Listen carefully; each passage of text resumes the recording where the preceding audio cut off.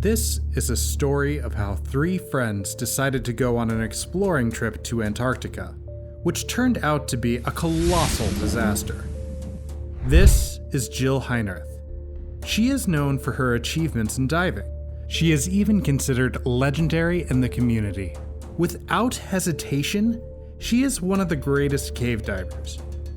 Jill is a highly talented author and movie maker. She worked with big companies like National Geographic, the BBC, and PBS. She is so popular thanks to the fact that she is ready to go to the scariest caves on Earth. This story took place in 2001 when Jill Heinerth with her friends, underwater cinematographer Wes Giles, and expert diver Paul Heinrich decided to go on a perilous and exceptional expedition. Their goal was the supermassive B-15 iceberg in Antarctica.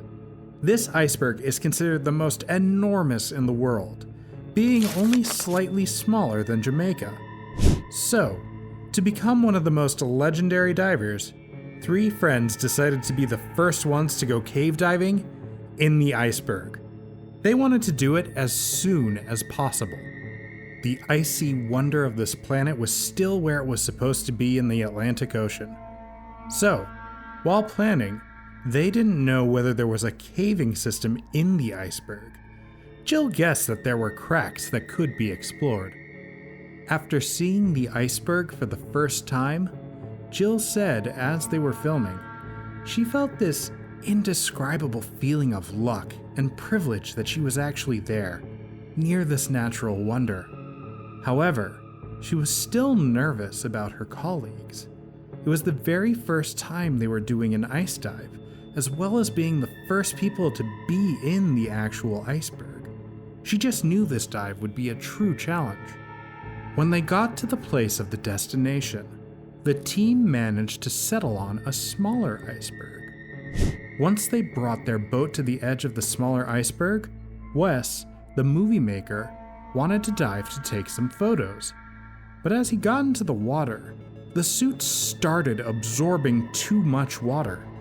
As it was indeed Arctic water, Jill felt quite uneasy. But Wes was determined to take the photos he wanted. Jill still knew better that even a minute longer in Antarctic water could actually kill. Wes's suit became something more like a water balloon. So when they finally got out, they had to take the suit off as soon as possible. As he was completely naked, he was put into somewhat of a bed of warm clothes and sleeping bags. Jill is considered one of the best cave divers ever who knows how her equipment works in freezing temperatures. But the thing she didn't know was this new environment they had to go into. When it was finally time to go underwater and be the first to dive inside the iceberg, they were all extremely thrilled, but still a little tense. After some discussion, they decided it would be best for Wes to stay on the boat with Matt, another friend who tagged along. So, it was Jill and Paul's turn to descend. Antarctic water is freezing cold. That's why, as they jumped, all the air left their lungs, and they got a literal brain freeze. They even had to take a moment to regain full control of their bodies and get some air into their lungs. So, when they were finally ready to open their eyes, all they could see was a mix of broken ice that resembled something like a slush. Once they got through that, they could finally start going down into the Antarctic Sea. While descending, they saw a crevice and decided to explore more. Thus, going further and further, they found themselves at the ocean floor at around 130 feet, or a little over 39 meters. What Jill and Paul saw there were a ton of different living creatures, and there were also some of the most fantastic ice formations. As they looked around, lobsters that looked more like spiders started falling from all the cracks above. From Jill's words, it was like a nightmare with thousands of those creatures, but the only thing they could do was to ignore them. So, they went further, hearing all types of sounds, groaning and crackling as the ice was shifting around them. At that moment, Jill felt the biggest vibration she had ever experienced. She felt it going through her whole body. At first, they thought everything was fine, but when they returned to the entrance they came through, they saw that a massive piece of ice had blocked it. That was the moment they knew they were trapped. Jill, one of the best divers, was still completely terrified as she realized how awful the situation was. Not only could they run out of the air they had, but they could also just freeze to death in the Antarctic Sea.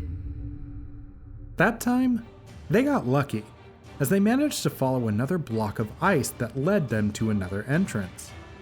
Considering that the dive was so long, they had to stop at about 20 feet to decompress, so they wouldn't feel sick when they got back up. As they resurfaced, they could finally reach Wes and Matt, who were extremely happy to see them. They could also feel that huge vibration that shook the boat. But they knew they couldn't go down to help Jill and Paul, so all they could do was wait and hope. When the next morning came, they were extremely excited to go to places no one had ever gone. So they dived again. With the entrance looking good and everything being okay, they got to the bottom and began taking photos of everything down there.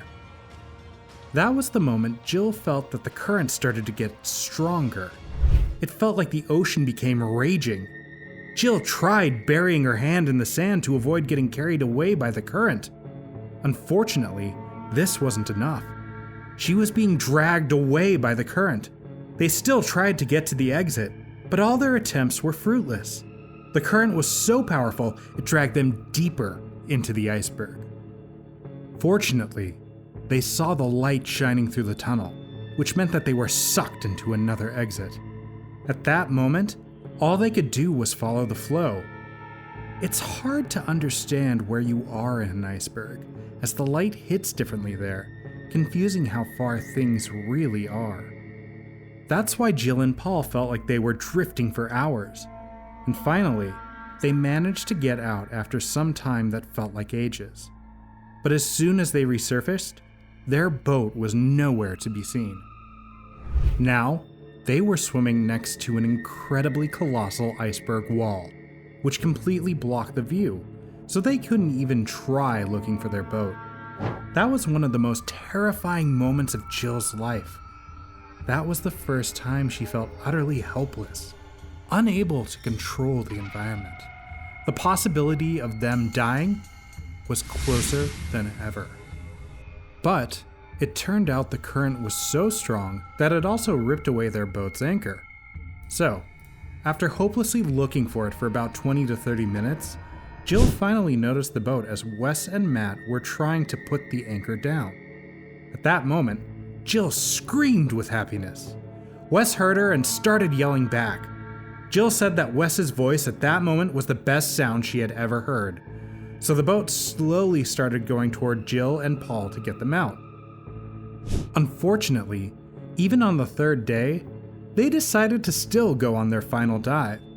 Besides, after seeing the photos and hearing the stories from his friends, Wes couldn't stay back, so he decided to descend as well. But, as it was the last day, the current became even stronger. That's when Jill instructed that they would try ascending as fast as possible. But unfortunately, they got stuck again. They still tried burying their hands in the sand while climbing against the flow. Jill was the first, followed by Wes and Paul, who were gradually losing their ability to fight the flow. Unexpectedly, Wes screamed, asking for help with the camera. So Paul turned back to help him while Jill was getting frustrated, feeling like she was the only one who understood how serious the situation was. Fortunately, they managed to save the camera and continued to go further. Jill still didn't know how to escape and go back up. The walls around them were slick and steep. That was when Jill remembered that fish like to hide in little pockets in the walls. She managed the grip on them since she knew that was the way they could crawl back up.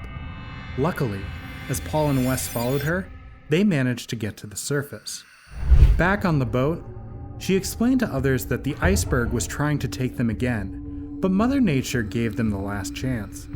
Oddly enough, the trio couldn't just leave the cave. it was still calling for them.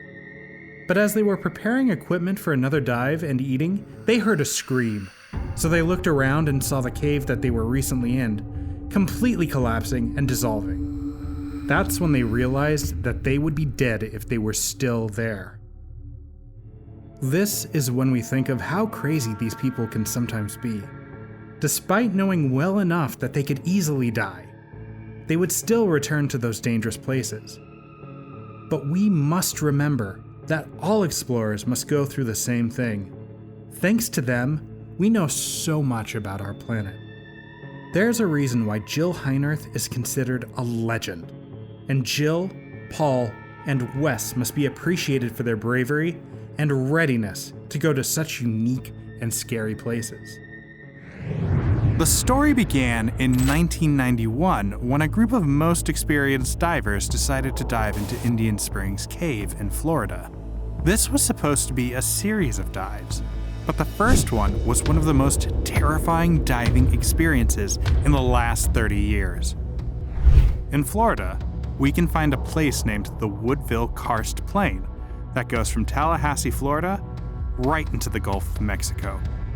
This place is famous as a karst landscape made with limestone and other soluble rocks that take up about 400 square miles to about 1,000 square kilometers. Rain and flowing water can easily dissolve soft limestone, so it has gradually shaped the rock. Thanks to this erosion in the karst landscapes, there are a lot of cave systems, small subterranean rivers, cliffs above the ground, and sinkholes underneath. The Woodville Karst Plain has the most extensive system of underwater caves in the United States. There are several entrances, one of them being Indian Springs, a simple pond you could easily walk past. It's situated in Wakulla County and leads into a cave system with the same name, which is at least 2 miles or about 3.2 kilometers long and at least 300 feet, about 91 meters, deep. It was decided that in 1991, on November 17th, there would be a dive as part of the Woodville Karst Plains project. For this, a team of the best, the most accomplished, and competent divers were recruited. The team members had already excelled in time spent underwater and going to the deepest caves. This particular dive was going to be the first of the whole plan, and the one to give some new information. They had been organizing everything for this exploration for about 2 years. So they planned out a certain decompression schedule as they were going so deep that it was absolutely necessary. One of the team members was George Irvine, an extremely experienced diver.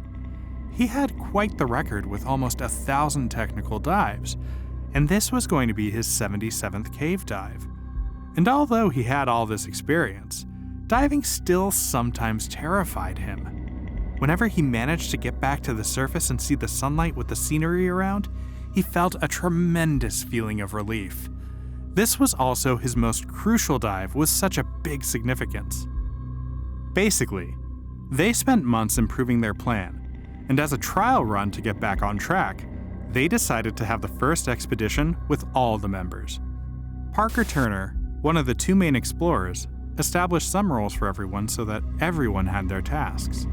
The group was divided into 3 teams. The first task for team number 1 would be to set down 1 set of gas bottles. As for the second team, with George and another diver, they would have to put down another set of bottles for travel over. And finally, the third team consisted of Parker Turner and Bill Gavin, who would finish the journey. Bill was involved in the initial trip related to the discovery of the tracks, and any crew left would serve as ground support. That was the so-called technical diving, so they needed 2 mixtures of gases. During the traverse, it was a mixture of nitrogen and oxygen. Then, at the deepest point, they would change to a mixture of oxygen, helium, and nitrogen to lessen the effects of nitrogen narcosis, which essentially happens when certain ordinary gases have a narcotic effect under high pressure. On November 17th, the group got to Indian Springs, ready to go down. It is actually a small pond in a clearing with trees all around it. There is a wooden pier leading to the shore and even a small dock in the middle. So team number 1 went under the water, got to the bottom, and then to the cave entrance. After that, team number 2 followed the same path, with Parker and Bill right behind them going into the water. The task of the first and second teams was to place all the necessary equipment, and as they would be leaving, Bill and Parker would only be going down. It takes approximately 40 minutes to traverse the area where the leads were discovered. Then exploring the 300-foot area would probably take them 25 minutes, and it would take another 40 minutes to leave. There is also a cave at the bottom of the pond, which eventually merges into Indian Springs Cave. The cave leads to a tunnel that stretches hundreds of feet into a place named the Squaw's Restriction. The cave here is so narrow that only one diver in his gear can go through it. It then leads to a series of meandering yellow and white limestone tunnels. Fortunately, since the caves are so popular, there are fixed lines for almost the whole length. These lines help to guide the diver when it's hard to see. Bill and Parker trekked through winding tunnels until they managed to reach a huge chamber known as the Wakula Room. After 63 minutes of exploring around, they decided to go back. Unfortunately for them, a terrifying once-in-a-lifetime event in diving history happened. Going back, they got their nitrox tanks. Bill also ensured he had enough gas in the bottles on his back.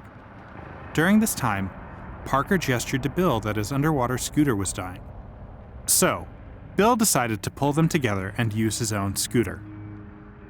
They were only about 1,500 feet, or almost 460 meters, from the entrance at that moment, so it was not a big problem, even if this could drain his battery faster. Finally, they reached a prominent arrow on a line at about 500 feet, or 150 meters, from the entrance. On the way in, Bill thought they reached this mark about 105 minutes after the dive, so they went exactly as planned. Then they headed left after the marker and found it much harder to see. While they were relatively careful going in, they might just have kicked some silt, so they weren't too concerned. They moved on and saw that the ground was now completely obscured by a cloud of silt. Fortunately, they noticed that the line went up in the ceiling, but the visibility was getting much worse as they went in. Eventually, due to poor visibility, they had to stop using scooters and switch to the following line. The line got lost in the sand when they came into the area of supposed Squaw's restrictions. They decided to pull the line out of the sand, but it was so deep down that it turned out to be impossible. They found just a ton of sand where there was Squaw's restriction. That made it impossible to see further than a foot. They had to return and get rid of their scooters and stage bottles. But the stage bottles were almost empty, so they returned to the tanks on their backs.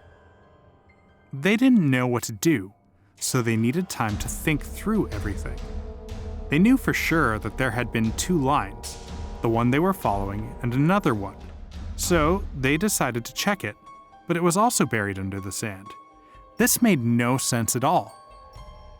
About 5 minutes earlier, as George and his companion surpassed Squaw's restriction, the water was dashing past them, and at the bottom of the cave, there was a real sandstorm.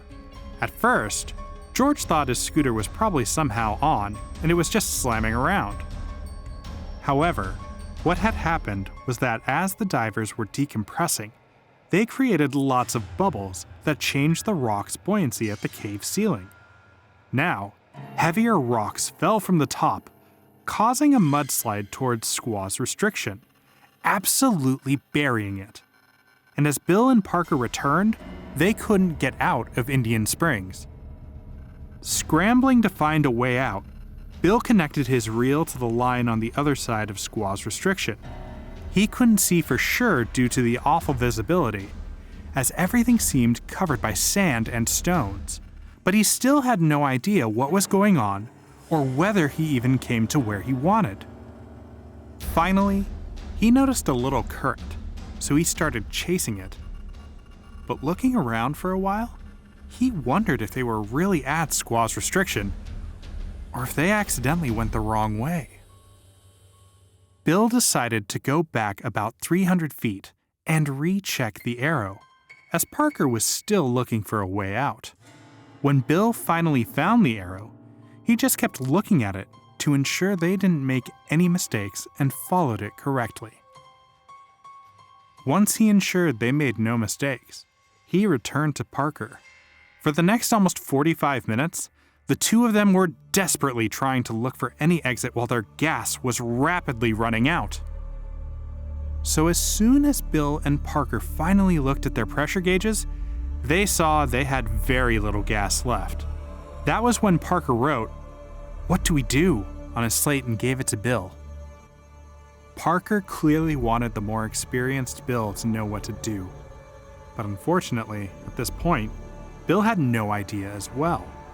He could only say one thing: "Wait, I'll take a look." As he got his reel onto the main line, he went to search around again. After about 5 minutes, he got nowhere once again, so he decided to go back. As soon as he got back, he couldn't see Parker anywhere. Bill got a stage bottle to take a few deep breaths while still thinking about what to do. He only had air for a couple of minutes and a tank on his back when the stage bottle was empty. About 4 minutes later, there was no air in the stage bottle. Parker still hadn't returned and was literally less than 10 minutes from drowning. He started desperately looking around again. That was when he found a line that led to the main line. He was so panicked he couldn't understand where it was coming from, but having no other choice, Bill followed it. That's when he saw a small opening. Inside was the second layer of the regulator, and due to the panic, he didn't realize why it was there. He released the controller and saw a line rising almost straight up. Then, practically breathless, he swam to the next set of bottles at 100 feet, 30 meters, as fast as he could. He barely managed to get to the next set of bottles, just holding his breath. And even though he got the air, he felt no relief. Parker was nowhere in sight. Those bottles were the ones Parker had to use. At that moment, Bill knew that Parker didn't make it. That's when Bill could clearly see that the regulator and line he had followed were Parker's, and the only reason he couldn't find his body was because of all the sand that made it hard to see. Parker's body was still somewhere out there, floating. Thus, he just stayed there, waiting for when support divers would get him. On the surface, water levels got lower by a foot or so. This happened because of all the new space which appeared after rocks and sand were displaced. Then, as sand blocked squaw's restriction, it actually stopped. Also, before it got blocked, the current moved the silt to the other side of the area. All this made water for George and other divers quite clear. They had no clue what was going on. George was puzzled as to why his scooter was right where he had left it. That's when one would assume that the team on the surface would start to think something was wrong, seeing the water level dropping. But actually, water in caves and springs frequently rises and lowers. It is unknown why, but sometimes water currents are quicker there, lowering water levels. So it's not as rare as you would think. We know about cases of whole lakes disappearing and reappearing. There's even a well-known lake like that in Florida, Lake Jackson, that can stay without water for years. But after some time, George and his partners started to get a little concerned as they saw silt was coming back. The first team had already been out, at about 20 feet or around 6 meters under the water. However, George still wanted to go back to see if everything was okay. He went down to about 110 feet, or almost 34 meters, and all he could see seemed pretty normal. The bottles were fine, but unfortunately he couldn't see that far to notice that squaw's restriction was a completely different shape. The silt he saw was actually the cave reopening, and all the silt from the other side was returning. Thinking all was well, he swam back to the surface, where he and his partner eventually got out. But his partner looked quite terrified, not feeling too good about what was happening. He wanted to know if George saw Bill or Parker. George said no, but thought everything was fine as the bottles were still there. Another support diver then stuck his head out of the water and wondered if all was well, and if George had visual contact with team number 3. He agreed, adding that he saw Bill and Parker even waved at him. The support diver got concerned, saying that the one waving was him. That was when they all knew something went wrong, so the support diver went back down. After 2 minutes, he came back, explaining that Parker's tanks were still on the line and that he and his partner were nowhere to be seen. After that, they both dove back in. As it was almost impossible to see in that section, they followed the line closely. Desperately trying to find the two, they started the search. After some time, George actually bumped into someone who turned out to be Bill. He was sitting paralyzed. George started to examine him, seeing that he was breathing and still had gas. And during all that time, Bill was just sitting there, paying no attention to what was happening around him. Later, he got out his plate and wrote that Parker was dead. George felt a shiver going through him. He froze, not understanding the whole meaning of what was written. When he finally came back to his senses, he realized Bill was probably in a state of shock. So George had to make sure Bill went through the whole process of decompression with enough air for him to breathe. He tried to explain this to Bill, but he was so deeply overwhelmed that he couldn't comprehend anything. There was no way George could actually move him, and Bill didn't want to know if he had enough gas to stay alive. Finally, George tied a reel so that they could find Bill later and swam to the surface to tell the others. As he got out, after he found some power, he broke the news about Parker's death. He shouted to the others that someone had to go back and get Bill because he was motionless. He told the support diver how to find him. Without delay, another diver got his tank and was back in the water. They ended up moving him from his position to a better one, where he decompressed for about 4 hours due to the extra time he spent down there. During this time, Bill told them as much as he could. He said he didn't know if anyone else was anywhere to be found or how much of the cave was gone. Luckily, he resurfaced completely fine with no symptoms of decompression sickness, as it turned out they hadn't been too deep. And at the same time, George tried to find Parker's body using the main line. But unfortunately, that day, after about 9 attempts, he ran out of gas without finding his friend. As he went up, he completely forgot to decompress, resulting in minor decompression sickness. After a while, police and other people came into the area. Some divers suggested that Parker found an air pocket at the cave ceiling, but George denied the suggestion as it was too deep where he was. They had to explain to the police that they couldn't get him out today as they didn't have enough gas, so they would come back the next day to find his body. 2 team members drove to Parker's house and told his wife the news, while others went to refill the gas tanks. Bill sat in his van outside the house, trying to calm himself. The next morning, they all went to Indian Springs, where they planned to get Parker. After a while, the police arrived, saying that divers had already retrieved the body at around 6 p.m. that day. It was Parker who taught the police in that area how to dive and how to retrieve bodies. He actually had a lot of friends there who didn't want to let him stay in the water for longer than necessary. After careful examination and research, divers thought they knew what had happened. Basically, when Bill left, Parker felt the current. He found a small hole from which the water was coming. As he was almost out of air, he took his tank off and tied his safety spool to the main line.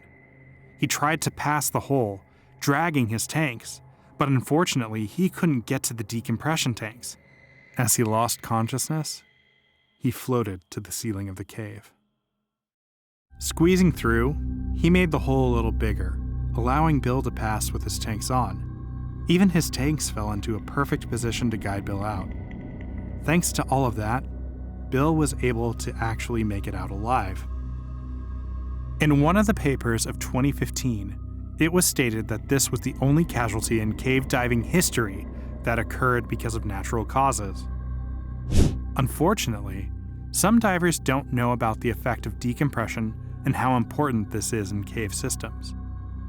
After what happened that day, most of the divers from the team stopped practicing. George and Bill didn't dive for a long time, and only after a while they started returning to their old passion, little by little. At some point, George invited Bill to go to Mexico for cave diving. In an interview for a film about the Woodville Karst Plains project, Bill said that there was not a day when he didn't think about Parker. Sheck Exley was an American cave diver who started his career at the age of 16 and never gave it up for the rest of his life. Even nowadays, Sheck Exley is considered the foremost leader in both cave diving and mixed gas diving techniques. He was the one who created the main safety procedures for diving used to this day. He also wrote 2 books on cave diving, became the first chairman of the cave diving section of the American National Speleological Society, and broke tons of world records. So, what could have happened to the pioneer of cave diving? In today's video, I'll tell you a story about a tragic exploration of Zacaton, one of the most hazardous sinkholes on Earth. Once Zacaton was discovered in Tamaulipas, Mexico, Sheck and his friend Jim Bowden knew it was a deep water-filled cave system. They didn't even need to discuss it. They just knew they would explore that sinkhole. The sooner, the better. Zacaton sinkhole is also known as a cenote, a Spanish regional term associated with the Mayan word zonate, which basically means a hole leading to groundwater. At that time, no one had ever dived into Zacaton with its hydrostatic pressure of 487 pounds per square inch. The pressure is so high that it can implode professional diving equipment just as effortlessly as a simple paper cup. Things it can cause to a human body are much more detrimental. Most issues can happen when a person under this high pressure breathes in air or other gases. Actually, there are many options here, starting with hyperbaric nightmares and even barotrauma, aka the bends, oxygen toxicity, and high-pressure neurological syndromes. In order to be prepared for these conditions and make their dive as safe as possible, Sheck and Jim decided to spend 1 year planning out their dive. There are 5 cenotes located in Rancho La Azufrosa in northeastern Mexico. Zacaton is considered one of the deepest, about 1,000 feet or 339 meters deep. El Zacaton is indeed extremely attractive to many professional divers due to its depth. So, Sheck and Jim planned for each of them to drop into a steep cave carrying almost 200 pounds of equipment, while looking at a line anchored to the bottom of the sinkhole. They knew that at this depth, the gases in the breathing mixture would be promptly absorbed into the bloodstream, and that the water pressure would squeeze the gases, turning them into bubbles that would go back to the surface. If one of them goes up too fast, the water pressure, which must be slowly decreased, can cause gases to start bubbling, just like when you shake a soda can before opening it. That way, it can result in barotrauma, a condition extremely painful and sometimes fatal. That can't happen to 2 professionals, right? That's why Sheck and Jim planned to rise slowly after being fully submerged. They even planned out all the necessary stops for decompression, with specific depth and time. The whole process would have taken 10 hours. But that was the only way for gases to be released, little by little. So it was crucial to descend fast. The less gas that would be absorbed into their bloodstream, the less time they would have to spend reaching the bottom. They calculated that they needed to go down 100 feet or 30 meters per minute. To show how extreme it is, let's compare a commercial diver whose goal is to descend 1,000 plus feet. Breathing with the help of a hole from the surface, they would reach the bottom in about 24 hours. On the other hand, Sheck and Jim planned to get there in about 12 minutes. While planning, Sheck and Jim found another problem: air supply. Divers can't carry tanks of enough air for 10 hours on their backs, so air tanks with different mixtures to accelerate decompression were tied on lines at pre-planned stop points. However, even with all these tanks, a diver can't take more than 6 breaths a minute while descending. With all their planning complete, Sheck and Jim decided that within 1 calendar year, they would get ready and dive into Zacaton. They were no amateurs, so they knew it was essential to thoroughly prepare for such a dangerous journey. To prepare himself for a big dive, Sheck wanted to first practice with an extensive underwater cave in Bushman's Hole in South Africa, the world's most enormous underwater cavern. As the time passed with Sheck and Jim preparing day and night, they both made a few deep air acclimation dives, in addition to 3 sub-500 foot or 152 meter dives. Those dives were aimed at skill testing while being in that depth, such as problem-solving questions and tasks that their colleagues gave them. Sheck and Jim knew it was essential to become as comfortable as possible at the 100-foot depth, because the sinkhole would be even deeper. Jim dived to 314 feet on air, which became a record on air in a cave. And just 2 days before their big dive, Sheck beat his dive by 420 feet. On an early Wednesday morning, April 6, 1994, the time finally came. With their support team, Jim and Sheck drove to the banks of the El Nacimiento River that led to Zacaton. Everyone was optimistic and in a good mood. As it wasn't a regular dive, many people came to support the divers. Mary Ellen Eckhoff, Sheck's ex-wife, Karen Hall, Jim's wife, Ann Kristovich, an accomplished diver, and Marco Scary were there. The press was also involved, and even a television film crew. With all that crowd, the landowner with family and curious residents also came to watch. The weather in that mesmerizing landscape was perfect that day. But as true divers, Sheck and Jim weren't interested in the beautiful cliffs of Zacaton. The deep bottom was calling them. As Sheck and Jim put on all their gear and wished each other good luck, they went into the water. To enter the sinkhole, they had to swim down the Nacimiento River, which is basically a spring running out of Zacaton. The divers went upstream, found a small cave, and moved along the northeast azimuth until they used the full line. They decided that the dive would be conducted on separate dive descent lines. During their speedy descent, both divers wanted to avoid potential disturbances, so it was safer for the dives to be solo. They started a new dive line and swam down a 600-foot channel to the sinkhole. Afterward, they both checked their equipment. When they were finally done, they nodded to each other and parted ways, following their respective descent lines. They went through some mineralized sulfur clouds, with the water getting darker and darker.